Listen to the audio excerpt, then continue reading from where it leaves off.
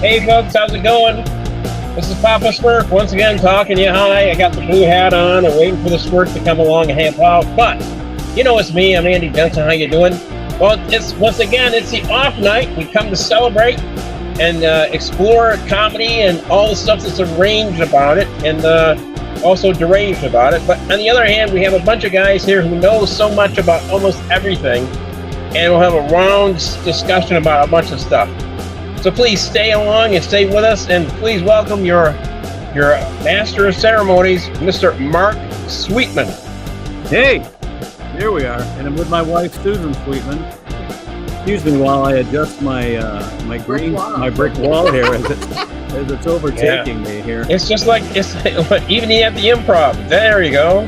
Yeah, but you know what? I have a green screen and I wore a green shirt. Let me change the. You know what? We're not gonna do a background. We'll just do a green background because my shirt is green and I didn't realize that when I put the shirt on. Well, there you go. Let me get rid of this music here real quick. Let me see. Is he gonna do it with one button push? There you go. Ha! Oh my God! It did it for you. He did it first time. That's what I've been trying to do for weeks. First time, right out of the bag. Boom. I gotta do it when I'm the only one on the screen, apparently, for that to work properly. All right. So anyway, we got a busy household here tonight. Just a bunch of crazy shit going on. So I'm gonna let my wife, my beloved, who always does a poem for us with our topics, news stories for the week. She puts into verse, and so take it away, Susan. Okay. I'm gonna go get my coffee in the microwave. I gotta go get it. So. Oh, okay. So Mark actually looked up news stories this week. So I created a poem. And if you don't like the topics, blame him. Here we go. Biden vows not to bail out the Silicon Valley bank trap, while Biden budget expands Medicaid to close up the gap. Louisville police use discrimination as their normal default. And Russia attacked Kyiv in a massive aerial assault. Stormy hush money scheme is on criminal display. Trump likely will face charges by the Manhattan DA. Oklahoma rejects legalized marijuana. Voters were split. Tucker Carlson and Fox News knew Trump's claims were bullshit. New Girl Scout cookie flavor raspberry rally is pretty bland. But please buy the other yummy cookies the troops have on hand. And that's your poem. Yay! Good job. Thank you very much. Thank you. Thank you. Thank you very much. Thank you. All right. I can go out of I go out of solo view now, and let's bring Andy up here. So you're doing Elvis, man. We're supporting Elvis in the Oscars that she did. You know what? We did a show last night, so I didn't see the Oscars until probably about an hour and a half ago. We watched the highlights. I tell you, you can get, I think we watched maybe a 20, 25-minute highlight reel of the Oscars, and that's really the way to do it. Yeah. Somebody published it on YouTube, and it was fantastic. Cool. Well, you know, the thing is, you could do it that way, but we have the group that I have, we get together and we try and pick who's going to win. So that makes it a very interesting night. And we also have a few beers, some stuff going on. So it's pretty cool. And I was pretty much on. I did pretty good. Good. Now in the dojo last night, we brought up, remember the unnies? Yeah. Yeah. I think we're going to bring that back. The unnies. Okay. The unnies. I'm going to wait, now. And another thing I noticed too, as we started our show, it was daylight again because of daylight savings time. Yeah. And I just don't want to do it during daylight. I think I'm going to wait until October at least to do the unnies next year.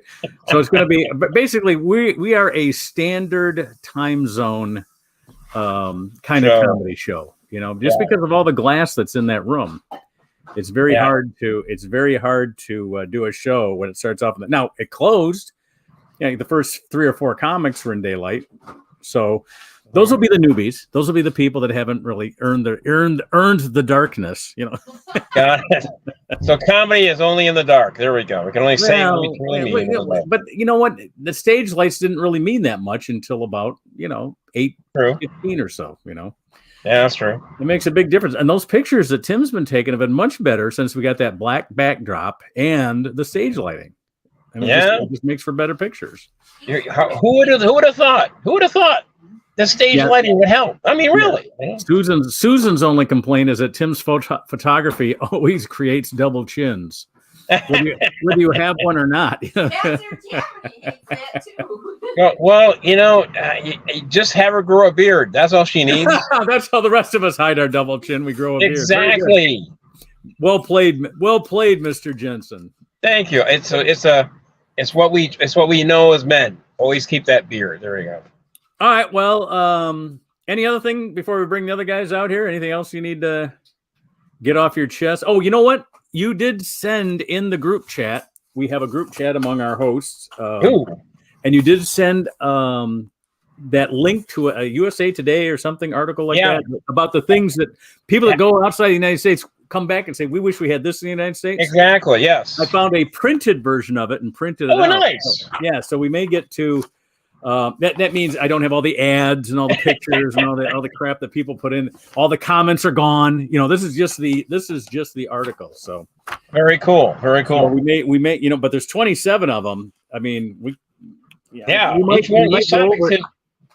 might go over it and just do a few, and if there's comedy gold, we'll mine that shaft, right? Oh yeah.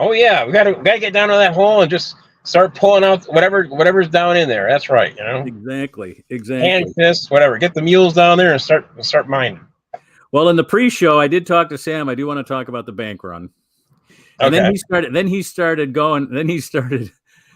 his commentary. Says, wait till everybody gets here. We want this on the air. He does so much stuff. He does so much stuff before we get on the air that I kind of like to. I got to hold him back sometimes if I get on and we start talking about early things. Oh anyway, yeah, exactly. I'm the host, Andy. You know what? Do you mind if I put your last name on there? Sure, go ahead. I was running. I was driving in, and I couldn't. I was trying to get in as fast as I could. So I was starting by the daylight. I thought it was like an hour earlier. It was like. I can give you a title too. I guess I should call you Sidekick. How do you like that?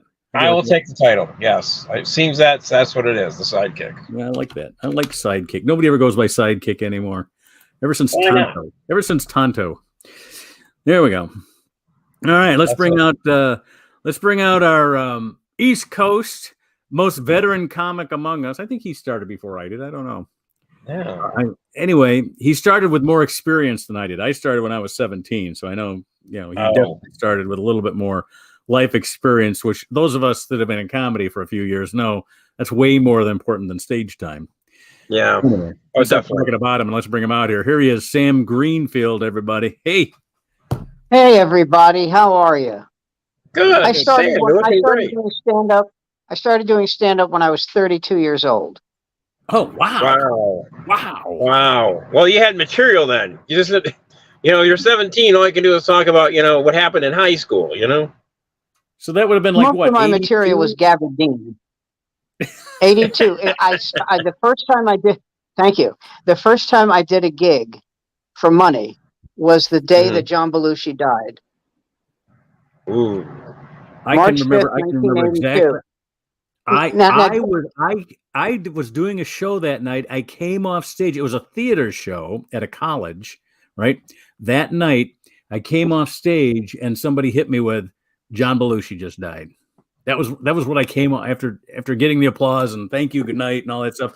I came off, and whoever the stage manager was or the whatever for the college that I was at said, John Belushi just died. I go, I said, I don't know what I'm going to do with that information. She says, well, do we want to tell the audience? I said, at a comedy show? No, they'll find out soon enough. I hate to play I Can Top This, but the manager of the club I was at said, why don't we have a moment of silence for John Belushi? No. Oh, wow. I said, I got a better idea. Why don't we fly out to LA, pick up his body, and bury it out here? How about that? Yeah. So I decided that since it was my first paid gig, what did I start to say? Gay pig. Paid gig. I was going to go for the throat. So I went. folks, I'm sure a lot of you know that John Belushi died. I find it amazing. He was such a picture of health. You know, I mean, you know, when you think of a guy who's, you know, just shredded, just ripped and cut, it was John Belushi. You know, sure, there was the cocaine and the alcohol and the hatred of women, but other than that, the guy was just, you know, he was like Hercules in the sense that he liked it Greek style. But see, I think that, and some guy comes up to me after the show and says, "You should be ashamed. You're going to love this. You should be ashamed. John Belushi was a god." I go, "You're an idiot." Okay. And the reason I'm saying you're an idiot is that you're punching me now. No, the reason I say you're an idiot is, did you know Belushi? And he goes, "No." I said, "He didn't give a fuck about you. Okay. He didn't give a shit if you died in front of him. Okay. So calm down. Just take it easy. All right. Unless you had cocaine or heroin, he had no use for you." And he goes, "Well, that's just a rumor." I said, "All right, I'm walking away from you now because you like some people's brains, yours is on sabbatical." And you know, but I remember when his brother Jim, who now runs a pot farm. Wow. Yeah, that's what he does for a living. He has a pot, like a huge pot farm. And I remember somebody I know came up to him and said, "I think he's the biggest asshole I've ever met." And I said, "Why?" He said, I came up to him. I said, "I'm so sorry about how that your brother died. It was such a terrible way to go." And he goes, "Do you know how he died? Do you know how he fucking died?" And I said, "Well, what did you do?" He goes, "I turned or walked away. You know, we all know how he died. So just take it easy." Okay. It certainly, he didn't. And so, then, you know, I was the MC of this show. So I introduced the first act, and then I come back and I go, for those of you who don't know, John Belushi died, and it was a heart attack from running a marathon. We need enough of those tiny donuts. Exactly. Well, yeah, and the reason he was running a marathon is because he was told that there was a kilo of coke at the finish line. He was the original cocaine bear. There you go. Did I tell you I saw that movie? It was great. Yeah. Oh, yeah, we're gonna be talking about movies now. Wait a minute, let's get Jason in here. Here he is, live from his limo. Jason Grant, ladies and gentlemen. Yeah. Hey, Jason. Is it an actual limo? Pardon me? Are you in an actual limo? No, I'm just in the usual Jeep. Oh, okay. Well, Yeah, it's a Jeep limo. Okay. Yeah, and I also wanted to bring up Kathleen Evelyn Smith, the lady who gave Mr. Belushi his last ride. She did time, didn't she? She did for running her mouth about a year later, saying, "I'm the one who shot up John Belushi." Yeah, turns out that's kind of an inculpatory statement there. But she was also the muse who inspired Gordon Lightfoot's Sundown. Wow. Really? Yes. Now that's trivia. That's A1 trivia. Yep. That's Jason, good trivia.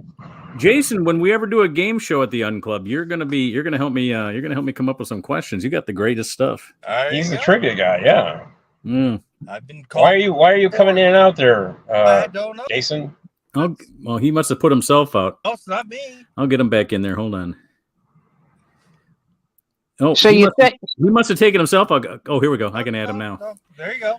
No, for a while there, his ad button wasn't on the screen. Did everybody watch the Oscars or watch it in a limited way? I watched the whole thing.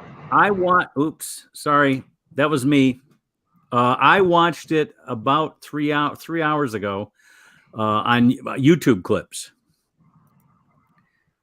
So see, I was happy for everybody who won. You know, exactly. I was thrilled. I was thrilled for Michelle Yeoh. I was thrilled for that guy whose name I can never pronounce. Who just was so happy, was so delighted. You know, his career was at a standstill. He got this part. Now he's an Oscar winner. I was thrilled for Jamie Lee Curtis. Yes. You know, and there were people, most of them African American, who were very pissed off that Angela Bassett didn't win. And they're saying, "Oh, how come Jamie Lee Curtis won?" I said, "Because she got more votes." Yeah. That's why she won. And here's the other thing. when Robin Williams won for Good Will Hunting, a lot of people wanted Burt Reynolds to win, and I remember it was Dennis Miller who said, "Look, you know, the thing about Robin Williams is he's built up a lot of goodwill in the Hollywood community, and it's the same thing with Jamie Lee Curtis. People like her, and she's had a terrific career, and you know, why not her?" Well, also, really, if you look at the role is completely opposite of what she's done before. You know, it was a much bigger stretch than whatever Angela Bassett did. I mean, you know, and listen, Angela Bassett did a great job, but when people start getting pissed off that she didn't win, this is what I say to them. Al Pacino did not win for Dog Day Afternoon. He did not win for Serpico. He did not win for Godfather 1. He did not win for Godfather 2, okay? But he did win for Scent of a Woman, which sucked. And when he won, Denzel Washington did not win for Malcolm X. So if you want to get pissed about a black person not winning, that's the person you get pissed about not winning. And Paul Newman didn't win for HUD. Paul Newman didn't win for HUD. He didn't win for The Verdict. He didn't win for Cool Hand Luke. He won for Color of Money. Once again, kind of movie. Okay, but they gave it to him because it was like, it's about time. So, you know, shut the fuck up, everybody. You know, you get it when you get it. That's all.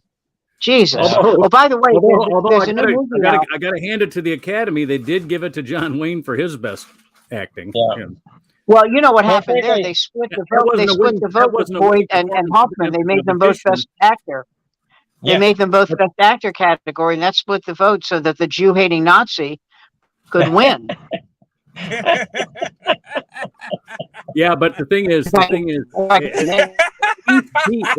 at least he got his undeserved Oscar for his best role, you know, and not his worst one. You know, you know what I thought his best role was? I thought his best role was the one with the kids.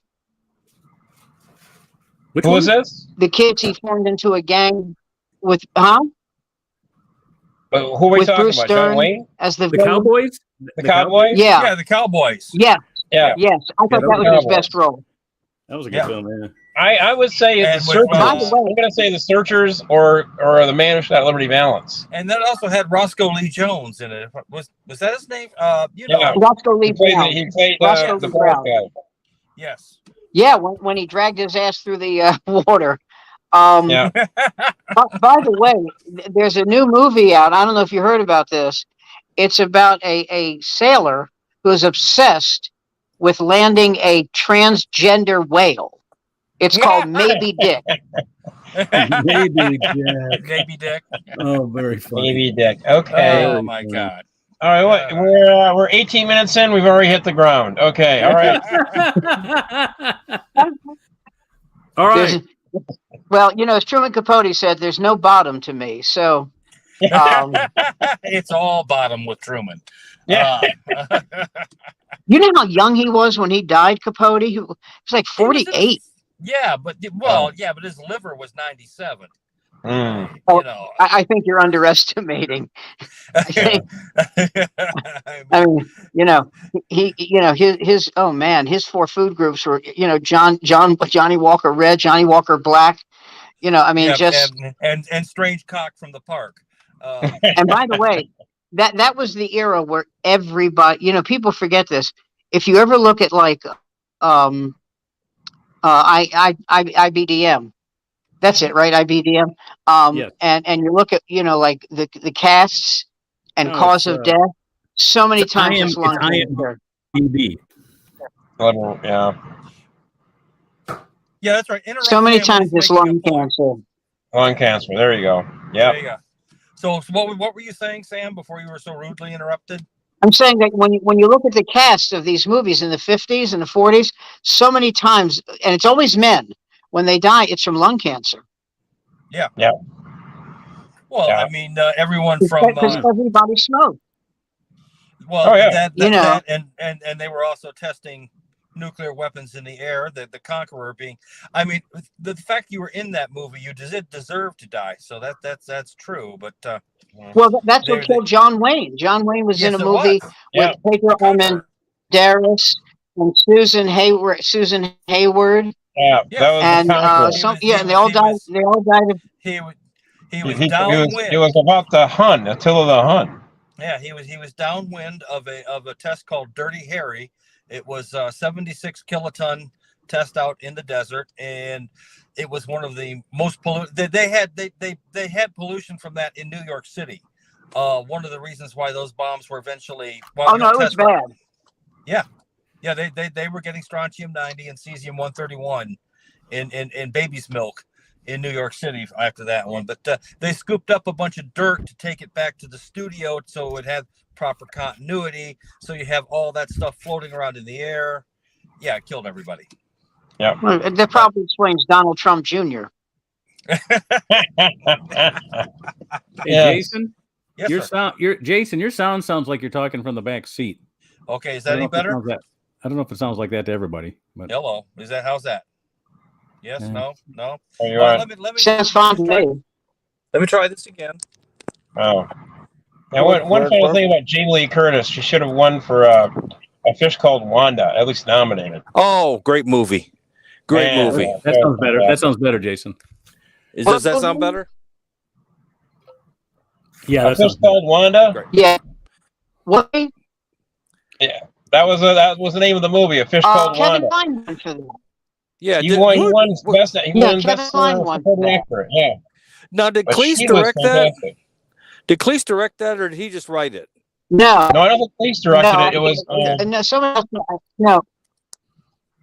who was it? It was a really famous Somebody British director. It wasn't cool.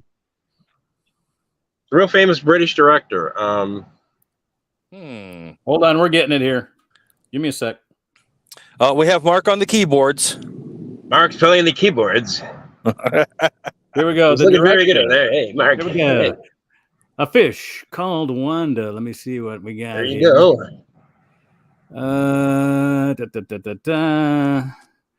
Story by John Cleese.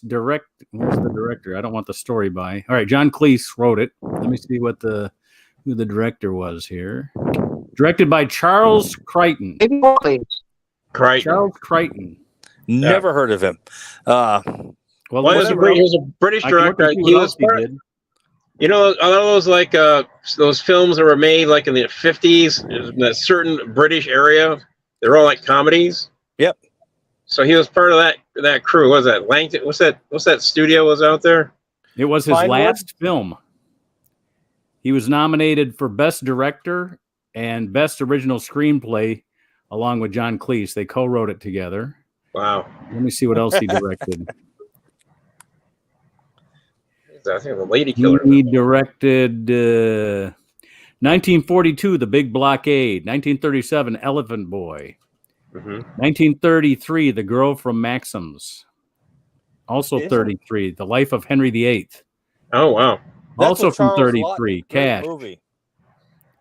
35, Sanders of the River. 1940, The Thief of Baghdad. That was probably his biggest film until A Fish Called. So he didn't do anything from 43 when he did 9 Men until A Fish Called Wanda. How about that? Nice. Oh, I'm sorry. Those were the films he edited. Here's his directed films. These are a little bit more famous. He did. Let me get Sammy back in here. What's the?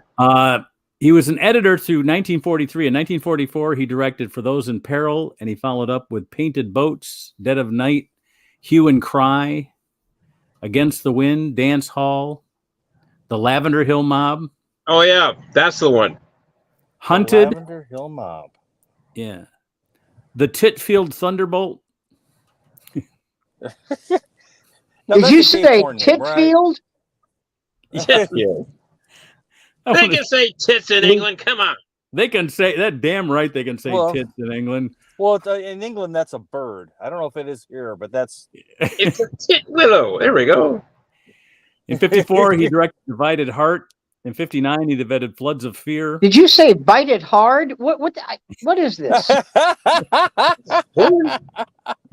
No, the Lavender Hill Mob is the famous one. That was the most. That was a comedy. Everyone's volume is down for me, so I don't know what it is.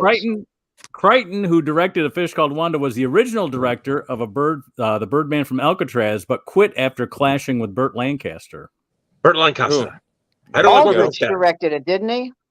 John Frankenheimer ended up being the director. Frankenheimer. Yeah, but it was. One of the most interesting things about Birdman of Alcatraz is that the actual guy, Robert Stroud, that was his name, right? Robert Stroud.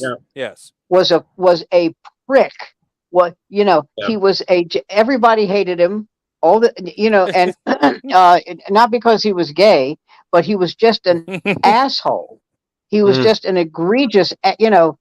When they did the movie, they tried to interview prisoners who had something good to say about him. It was like, good fucking luck with that. He got permission to have 2 cells so he could take care of the birds. Yeah. And what you never realize, or I never realized as I'm watching the movie, is if you were within 10 feet of his cells, everything stunk.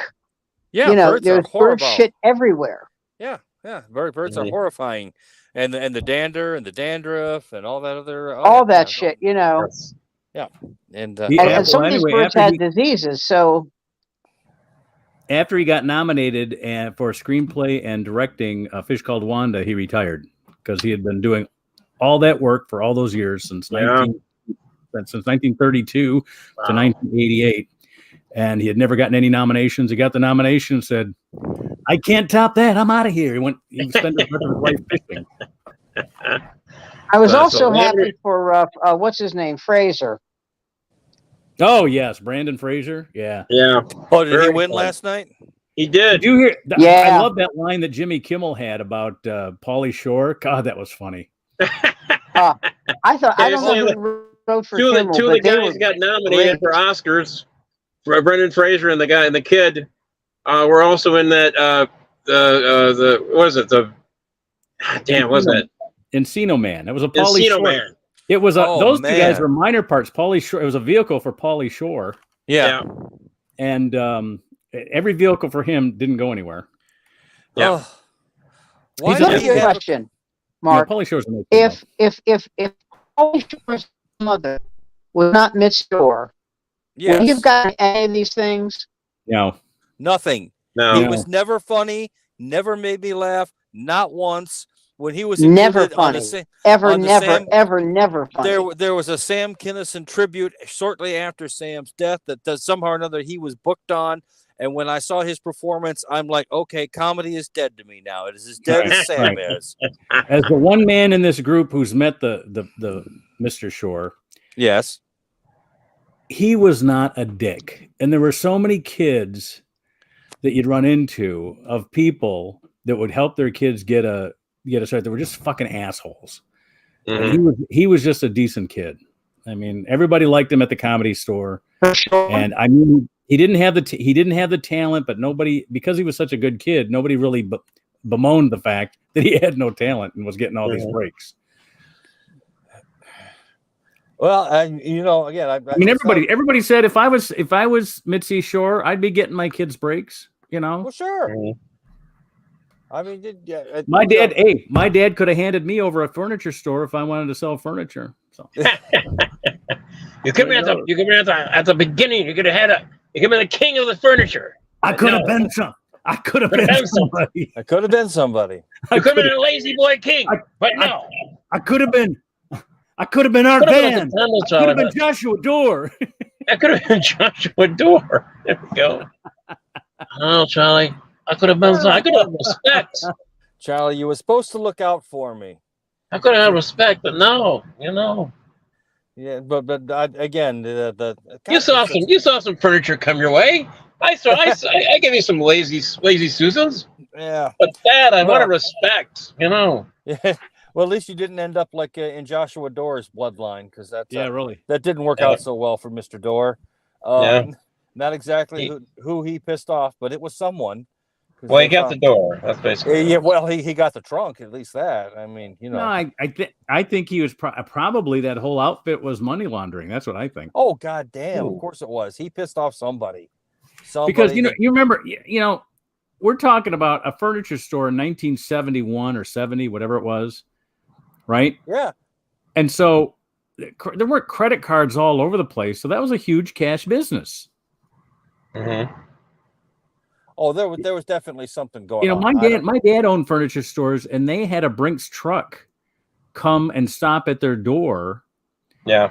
every day because they couldn't trust their own employees to lock up the cash. Well, I mean, there was a time people did business in cash. Yeah, I mean, back in 1971 when Joshua Door got bumped I mean, up. credit cards were the sort of thing. I mean, that was sort of the thing that rich people had. They had a credit card, maybe two. Yeah.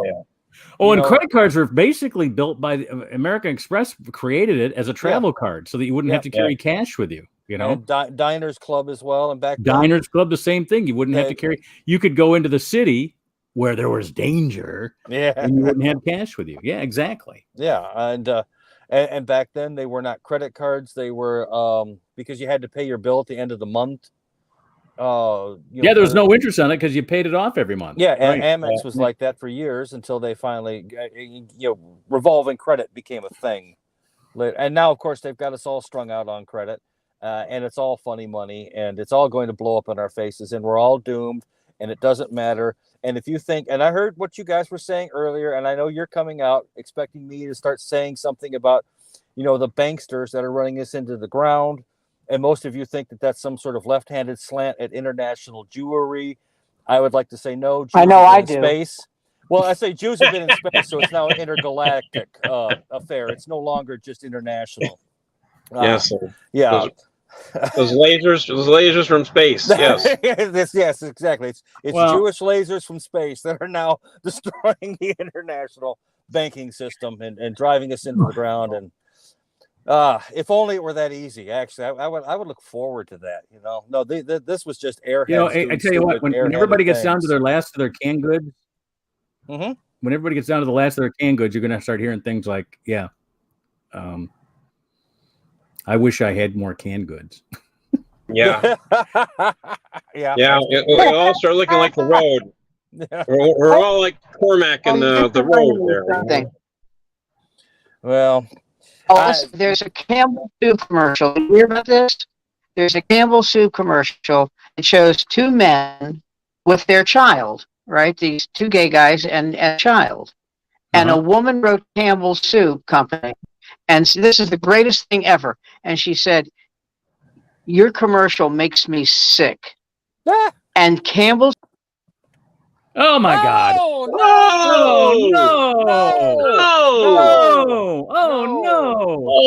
Oh, Sammy, figure out what's going on in your house, man. Well, I don't know what Sam was going to say, but I will relate a story that Rod Serling once related back in 1959 or 58. He was on the Lassie show before Twilight Zone. And apparently they had an episode where Lassie had puppies.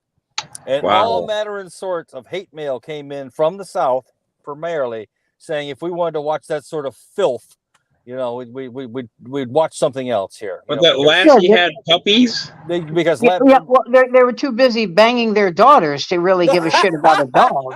Exactly. How disgusting that is. Now, Sam, let me show you my wife and my sister. So I started to tell you. So Campbell Soup wrote this one. I'm sorry, I got cut off. Campbell Soup wrote this woman and said, we're sorry to hear that you're not feeling well. We would suggest a heaping bowl of Campbell's chicken noodle soup. Make sure it's extra hot so it'll warm up your cold, dead heart. That was a letter from the Campbell Soup people. I have never heard of a corporation telling a customer, go fuck yourself, more than that. Wow. I mean, that was literally them saying, oh, did that bother you? Blow me. I mean, that was so great that they did that. That was so great. Did you post that on the feed, on the group? I did. I looked at it, and did you recognize the name of the woman? No, who was it? I'm going to have to look it up, but I think that was the woman who refused to give marriage licenses in either Kentucky or Tennessee. Oh wow! I think that's who that was. Let me go look at your post. What Jason, you look like Captain Nemo. Did you get a haircut? No, just got it all slicked back. That's all. Got out of the I see. Okay. Why couldn't that woman do something decent and die? Yeah. Sam Greenfield wishing death upon. I get it. Sound is cutting out now. Dear God. You do know that every time you see someone like that woman, you know she's got a gay relative. You know, not only that, she's been suppressing her own inner desire to go Not down only- on some bush for most right. of her Oh, life no. too. Yeah, her inner dykdom is roaring. Oh, Not you know, only- she wants to cut her hair short, wear flat-soled shoes. You know. Yeah. Right, she's got Billie Jean King's face tattooed on her vulva. You know, not only does she have a gay relative, but she's always trying to fix him up with a nice girl. Yes, exactly. No, you know who did. You know who did that was on the opposite was my brother Richard. His daughter, my niece Robin, is gay, and she's been with her wife Debbie as a couple. You know, before they were married for over 30 years. Wow. And I remember when his daughter Paula got married, he said, "Well, Paula's married now. This is before gay marriage was legal." And I guess Robin's the only one left. And everyone in the family goes, yeah, yeah. And my sister Elaine said, "How does he not know?" He said when she moved to she lived with Debbie, that's her wife, in Maryland. They moved to Georgia together. They moved to New Orleans together. And I said, well, he's in denial. She says, and my other sister Isabel said, denial, huh? I vote for stupid. No, it's denial. No, it's denial. It's absolutely denial. No, it's denial. I mean, and if you think the stigma doesn't exist to this very day, you're wrong. Of course it does. But the thing that's great is that her wife Debbie, and they're the two nicest people that ever walked the planet. But her wife Debbie, whenever she sees, whenever she's used, my brother's passed away now, but whenever she used to see him, his name was Richard, and she would say, "Dickie, how are you?" And he hated that. He hated that. Oh, Dickie. my God, Dickie, and didn't say it like this. Didn't say, "Dickie, how are you?" "Dickie, how are you?" And I said, did that bother him? She goes, "God, I hope so." That Kim Spears is not the same woman who was the county clerk that refused marriage licenses. But here's an interesting fact about that ad and Campbell's response. That happened back in November of 2015.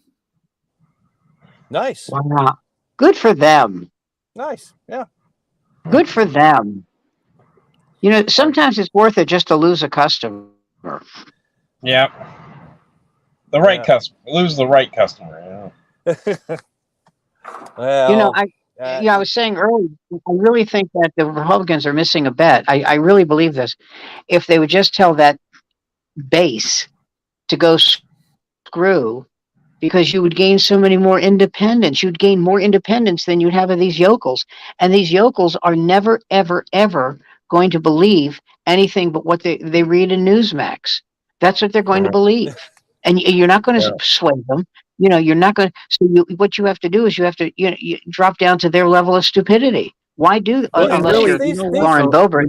You give them credit for reading. There's mostly radio. The radio stuff is what's really promoting all this stuff. Yeah, I don't really want to. I don't really want to give any advantages to the party that's not mine. But when you get an independent vote, you're taking a vote that had a chance of voting for the Democrats.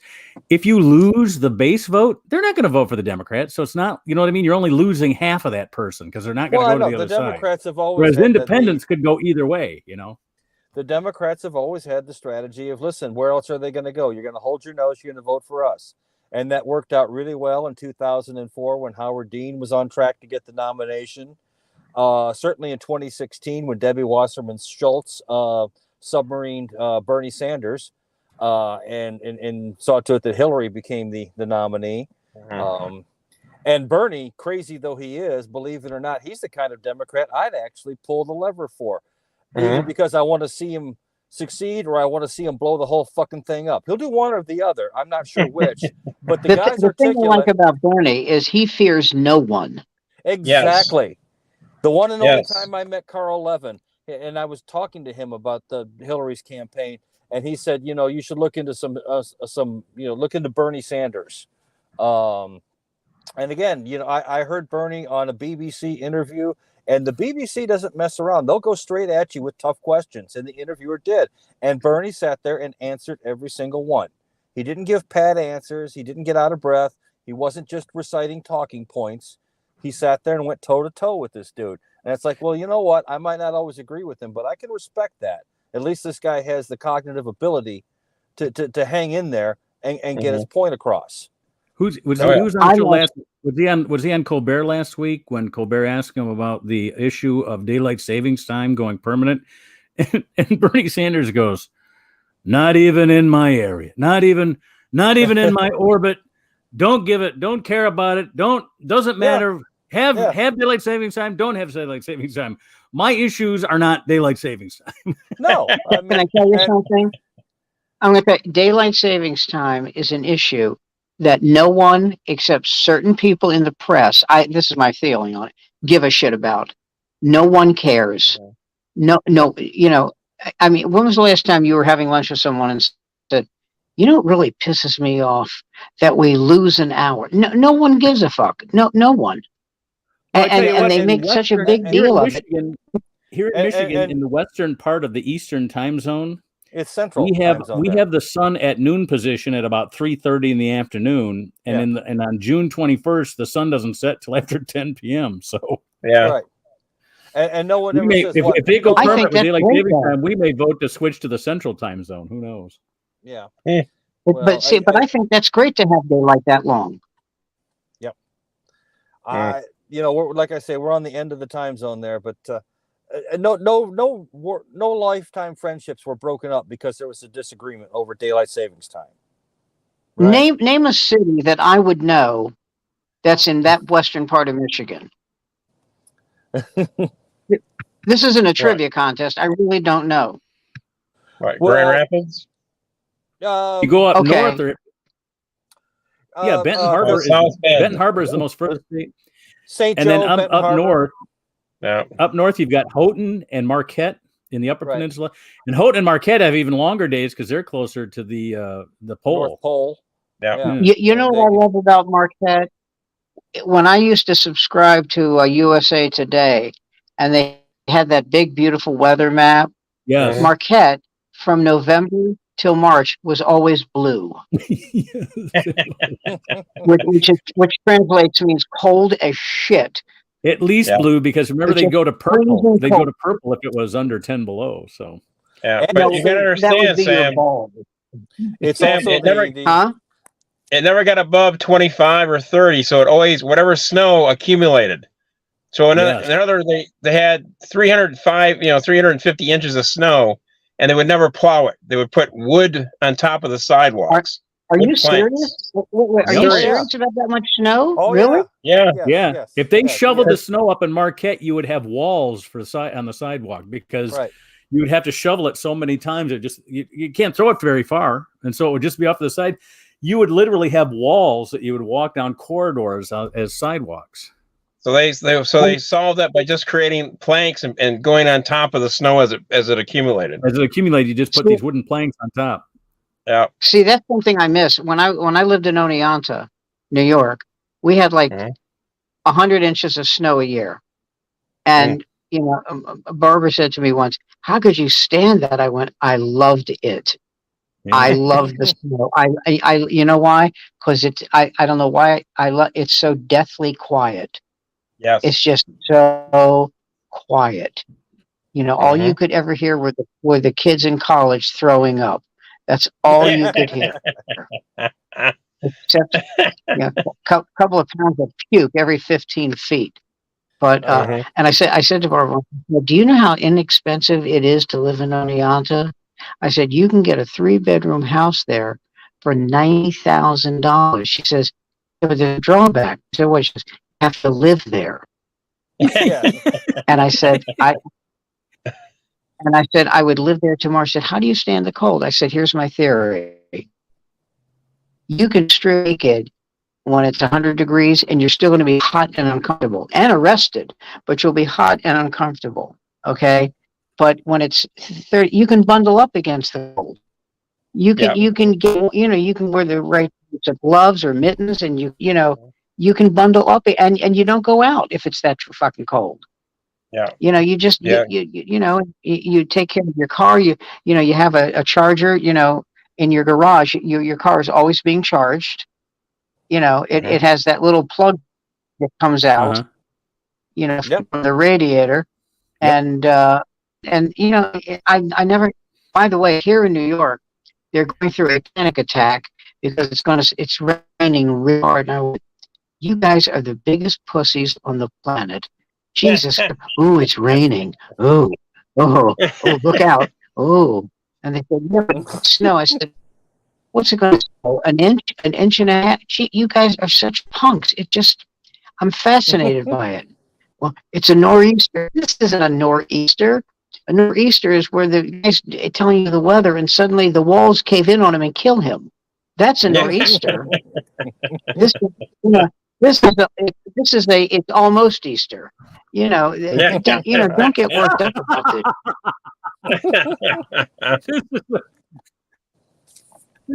Oh my God! Give me some this is a Palm Sunday. Yeah. It's just almost. There's a northeaster. Give me some peeps before I die. This is well, you've heard Robert Klein's bit about the first when he went to college and he's out of the city for the first time. Alfred University. And he's talking about, my God, look at that giant dog over there with the going moo, and I can't do Robert Klein.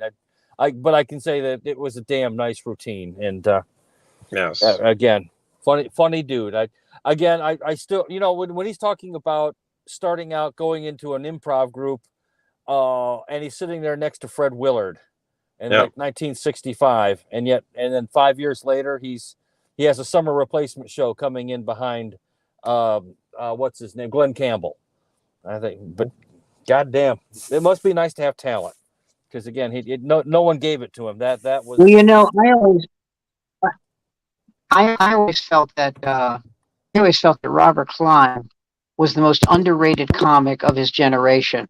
That Robert Klein was the guy who gave us observational comedy. Yes. And that as much credit as Lenny Bruce gets, I mean, Lenny Bruce was more like a lecturer. Robert Klein was a comedian. Made it human. And the things say again. I say Shelley Berman was also kind of moving in that direction, but Robert Klein is the guy who finally pulled it all the way there. Robert Klein made up words. Robert Klein made up words that killed me. He goes like, I saw this commercial with Marie Osmond, and she said, Welch's grape juice, only it's 10% fruit. What fruit is that? What fruit is that? The grapes that grow on the Monongahela Highway. The Monongahela Highway. What is it? The Monongahela Highway. Oh God. And he's actually, and Klein is a good actor. He was on a Law and Order where he played one of the bad guys. He played a talk show host whose guest was murdered. Yeah, and he also had a regular part on the TV series Sisters.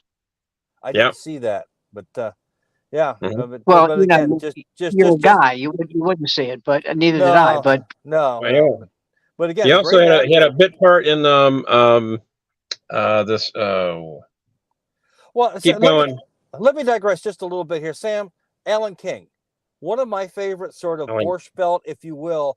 He's not in the same area as Carlin and Pryor and all that, but he still was an engaging guy, and I thought that his material was pretty good. What did you think? I mean, I thought he was terrific. I thought he was terrific, and I thought the thing that made him great, was that I don't know what it was about him. He compelled you to listen to him. Say he was engaging. He was very. He was engaging.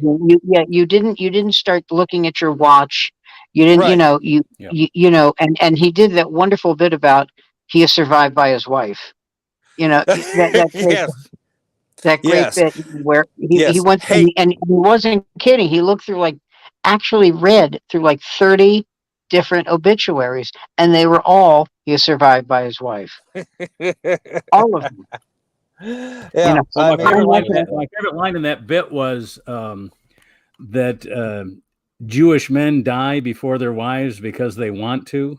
Yes. They want to. Yes. No, to me, he was sort. I met him. He was a really nice man. He said, "I'll never forget this.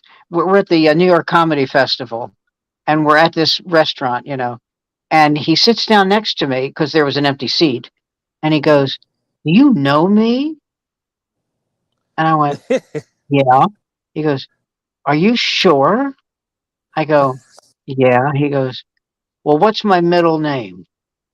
And I said, I asked you, but you wouldn't tell me."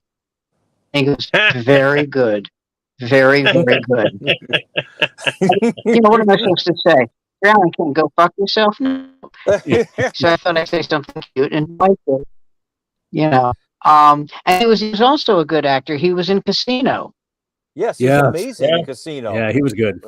Right. Again, just a and couple he was in of that choice movie lines. with Billy Crystal where he played Billy Crystal's father. You know what? The first time I saw Billy Crystal, I said, "Hey, that could be Alan King's son," because I thought they were so similar. And then they ended up playing father and son. And that film. Yeah, was that when I made it to the middle? I had people tell me I look like Billy Crystal. Billy cleared me to lose weight because I said I really want to look like him. So I dropped a few pounds. But did I ever tell you the story about Crystal and Joe DiMaggio? Well, you're breaking up, Sam. What did you ask? You know what? I'm going to take myself down whenever we have 4 on the screen. There we go. Did I ever tell you the story about Billy Crystal and Joe DiMaggio? No, I've got to hear this. Billy Crystal is a lifelong Yankee fan. And so they allowed him for old timers game, which is always a great thing for, Yankee fans. Because, when it's an old timers game for Yankees, it's like 4 Hall of Famers. Mm-hmm. You got Yogi Berra, Roger Maris, you got Mickey Mantle, you got, on and on and on. And Joe DiMaggio. So, he was so thrilled to introduce Joe DiMaggio. That was his job, to be the the PA announcer, to introduce all these greats. So when it came to Joe DiMaggio, he goes, "Ladies and gentlemen, number 5, the great one. Please put your hands together for Jolton Joe DiMaggio." And he thought, that was a good intro, right? Yeah, that was good. Yeah. So after the game is over, he walks up to DiMaggio to shake his hand, and DiMaggio punches him in the stomach and knocks him to his knees. And Billy Crystal told this story, and he grabs Billy Crystal by the scruff of the neck, and he goes, "Greatest living Yankee. That's how the fuck you introduce me. Say it, greatest living." And I went, wow, I have never been that needy. Holy shit! God damn. I thought Mickey Mantle was an asshole. And then that really takes it to a new level. One of the great stories about DiMaggio was he and Marilyn Monroe, after he retired, they were married, toured Korea, and all these, for the soldiers, and these soldiers are cheering and yelling, and Marilyn Monroe goes, "Joe, have you ever heard a crowd cheer like that?" And he goes, Yeah, I have. You didn't have the heart to tell his wife, "You stupid bitch. I heard that every time we played a home game, you whore." He didn't do that. But, well, maybe that's why she ended up. What was it, Norman Mailer? No, it wasn't Mailer. Who did she marry after Joe? Oh, the man, Arthur Miller. Arthur Miller, the guy who went to Arthur Miller, right? Yeah. Arthur Miller. Right. Yeah, I'm going to tell you something. Norman Mailer will always, in my mind, be a huge piece of shit, and let me tell you why. Okay. There's a real reason for this. There was a guy, a convict, a criminal named Jack Abbott, and he wrote a book, best-selling book called "In the Belly of the Beast," about his life in prison. Yep. And Mailer helped promote him, through all this. Yep. So they go to a restaurant, and in the restaurant, Abbott goes to take a leak. The restaurant doesn't have a men's room. Or he couldn't find the restroom. So he goes out back to take a piss near the dumpster. There's a kid working there, 22 years old, just landed his first TV role, just got engaged to be married, walks up behind Abbott, taps him on the shoulders. And Abbott turns around because he had been in prison. Someone taps you on the shoulder, and he turned out and stabbed the kid to death. Yep. And I still remember that kid's body laying out. And Mailer's rationale was, this is the price we pay for the genius of literature. I said, you fucking moron. Yeah. You piece of shit.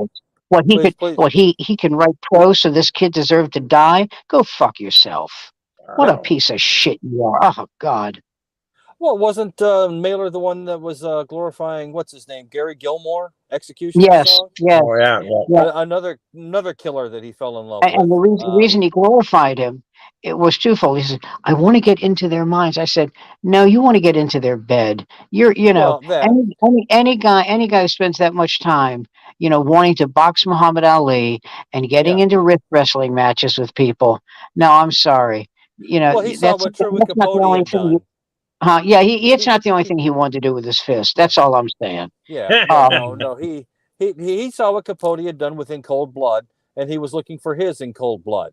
Yeah. He never found it, but that's what he wanted. Well, the name of the thing with Gary Gilmore was the Executioner song. Executioner song, yes, and Tommy Lee Jones played Gary Gilmore. Yes, did a great job, and I give Gary credit because at least Gary was like, line me up, load and lock, let's get this over with. I appreciate someone who those were his last words. Let's get this over with. Yeah. Let's do it, or something like that. By the way, is that true that when you have a firing squad, one person does not have live rounds? One person has a blank. That's correct. That way, you never technically know if you're the one who fired the shot. Although, if you've ever fired a weapon, then you know. If you're expert enough to fire a weapon. Yes. In that arena, if it's a blank. You know if you're shooting blanks or you're shooting live rounds. Yes, so absolutely. Speaking of shooting blanks, Donald Trump Jr., ladies and gentlemen. Ladies and gentlemen, Sam Greenfield. He's going to be here all week. What's his name? Trump Jr. referred to Fetterman as a vegetable, and I said, something. If I were you, I would never, ever, ever bring anything up about mental acuity. Ever. Your father can't. Yeah, well, the whole Fetterman thing is just simply best left. Res ipsa loquitur. It speaks for itself. The Democrat Party there kind of fucked up. Well, it does. I think that had he known he was going to have these kinds of problems, he might not have run. Well, they should have. Think. They should have swapped him out. I mean, they've done. It's not that they can do these things. Remember when Frank Lautenberg got reinstalled in the Senate because they had some problems with? I sure do. And they dragged him out of whatever crypt he was in, put him in until they found another candidate. These things happen. Politics is a machine. Pennsylvania's a machine state. This wasn't necessary. Sorry to hear you're sick. We're getting rid of you. Yep. Yes. Yep. I mean, they could have found someone else to do that job and not have the problem. But because it's not just going to be the stroke. It's also the stroke, and he's suffering from depression. He's got a whole host of illnesses. Right. His brain has been injured. That's what a stroke does. I would rather vote for Heinrich Himmler before I'd vote for Dr. Oz. But well, come on, Sam. At least Dr. Oz is a doctor. All right, Mengele. But my point is, he's got a point. All right, fine. Mengele versus Dr. Oz. And by the way, Mengele has a very good HMO. So don't kid How do we always end up with Nazis? How do we always end up with Nazis at the end of this program? That's what I want to know. Hey, we did it again, boys. We did another 60 minutes together. Thanks for joining us. Stay on afterwards. We can discuss a few things after we You have to go live. But for the folks that watches at home, there's your 60 minutes. A bunch of old white guys talking about their lives. Right here. That's right. We did everything, everywhere, all at once, just like the movie. There we go. Yeah, that's right. That's right. Yeah, I might have to show. I might have to sign up for Showtime just to get that. We didn't discuss. Anyway, we'll talk about it later. What did we discuss? Chris Rock. Yeah, we can Chris talk. Rock. Oh yeah. Oh, that's right. You know what though? That's something we can talk about next week. Let a few more people. Everybody, here's your assignment. Watch Chris Rock's Netflix special, and we'll talk about it. Oh yeah. We good with that? All right. Time to. Got it. Time to get out of here. We'll see you guys next week. See ya. Come along, everybody.